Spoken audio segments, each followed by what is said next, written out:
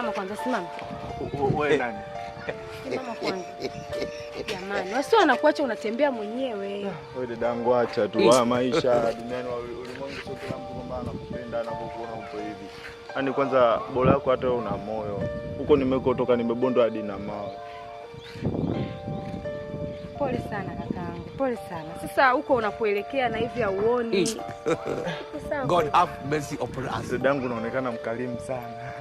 Una roho nzuri. Unaitwa nani? Mimi naitwa Suzi. Oh, wow, Suzi.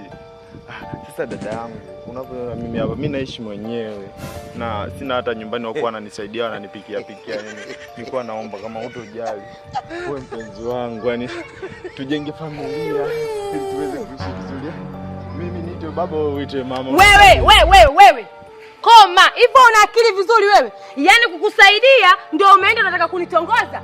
Hivyo una akili vizuri? Yaani mimi kwa akili zangu hata kama unioni sawa nilivyoumbika hivi, niende nikae na mahusiano na wewe. Hivyo kaka una akili vizuri wewe? Ungekuwa unaona baba ningekukubalia, lakini hauoni mimi siwezi kuwa na mahusiano na kipofu. Sijui unanielewa?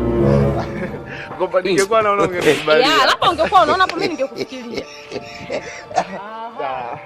Mimi naona. Allah. Naona dadangu.